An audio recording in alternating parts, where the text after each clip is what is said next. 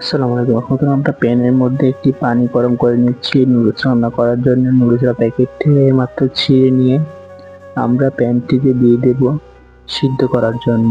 সিদ্ধ হয়ে যাওয়ার পর আমরা প্যানটিকে ভালোভাবে ঝাঁকিয়ে নিয়ে নুডলসগুলো ভালোভাবে ধুয়ে নিচ্ছি। এখন পেঁয়াজ কাঁচামরিচ ভালো করে ধুয়ে নেব কাটার জন্য। ভালো করে আমরা ধুয়ে নিচ্ছি। এরপর পেঁয়াজগুলো আমরা কেটে নেব কুচি কুচি করে। মোটামুটি পেঁয়াজ কাটা শেষ। এখন কাঁচামরিচটি আমরা কেটে নেব সুন্দরভাবে, ভালো করে কুচি কুচি করে আমরা কেটে নেব। কেটে নিয়ে এরপর একটি বাটিতে আমরা সেগুলো রাখবো। এখন আমরা একটি বাটি নিয়ে নিচ্ছি। এখন বাটি নিয়ে নিলাম।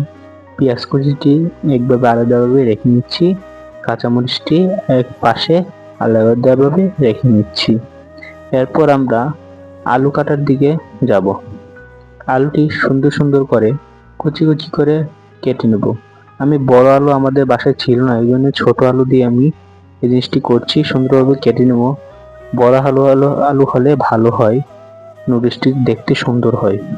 ছোট আলুটি কুচি কুচি করে আমি কেটে নিলাম। নিয়ে এখন বাটিতে আমি রেখে দেব।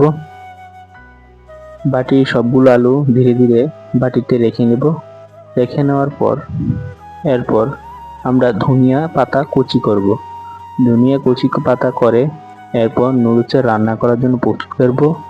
ধনিয়া পাতাটি ধোয়াই আছে, আপনারা দেখছিলেন ভিডিও শুরুতে, সবগুলো আমি একসাথে ধুয়ে নিয়েছিলাম। এখন ধনিয়া পাতাটি কুচি কুচি করে কেটে নেব। আমার কুচি কুচি কাটা শেষ। এখন আমি বাটিতে এটি ধনিয়া পাতাটিকে রেখে দেব। সুন্দর করে বাটিতে রেখে এরপর আমি রান্না করার জন্য এখন একটি প্যান গ্যাসের চুলায় বসিয়ে নিয়ে হিট করে নিয়েছি। এরপর সয়াবিন তেল আমি দিয়ে দিচ্ছি। এরপর আমরা তেলটি হিট হওয়ার পর এরপর পেঁয়াজ কুচি, আলু কুচি যেগুলো আমরা করেছি সেটি আমরা দিয়ে দিব গরম তেলের মধ্যে।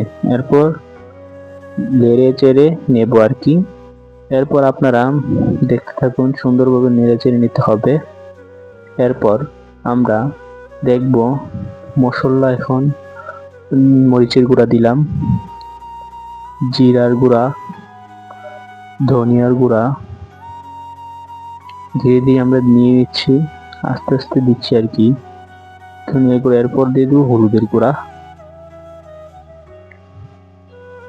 হলুদের গুঁড়ো দেওয়া হয়ে গেছে। এখন আমরা নেড়ে চেড়ে নেব, সবগুলো মিশিয়ে নেব একসাথে। আমরা আজকে নুডলসটা ঘরোয়া মশলা দিয়ে রান্না করার চেষ্টা করব।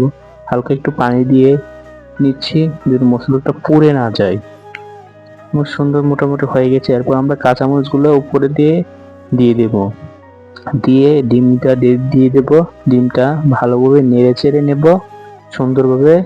নুডলস মশলাটার গায়ে মেখে নেব। এরপর নুডলসগুলো দিয়ে দেব। নুডলসগুলো সুন্দর করে দিয়ে এরপর নাড়িয়ে নিতে হবে। সবগুলো আমরা নুডলস দিয়ে দিচ্ছি। এখন নেড়ে চেড়ে নিচ্ছি সুন্দরভাবে, যদি ভালোভাবে নেড়ে চেড়ে নিব সবগুলো মশলা নুডলসের গায়ে যেমন লেগে যায়। এরপর আমরা সুন্দরভাবে নুডলসের সাথে একটি মশলা এসেছিল, এই মশলাটি আমি দিয়ে দিচ্ছি নুডলসের উপর ছিটিয়ে। এরপর আমার দেওয়া শেষ। এরপর আমি আবার নেড়ে চেড়ে নেব। নেড়ে চেড়ে নেওয়ার পর আবার ধনিয়া কুচি দিয়ে দেব। ধনিয়া কুচি দেওয়ার পর আবার সুন্দর করে নেড়ে চেড়ে নুডলসটি আমরা মোটামুটি তৈরি হয়ে গেছে। আলহামদুলিল্লাহ, নুডলসটি সুন্দরভাবে তৈরি হয়ে গেছে। এখন নুডলসটি আমরা প্লেটের মধ্যে পরিবেশন করে ফেলবো। এরপর সবাই মিলে খাবো আর কি। নুডলসটি দেখতে খুবই সুন্দর হয়েছে, আপনারা দেখতে পাচ্ছেন। প্লেটের মধ্যে আমি নুডলসটি বেরিয়ে নিয়েছি, দেখেন কি সুন্দর হয়েছে দেখতে।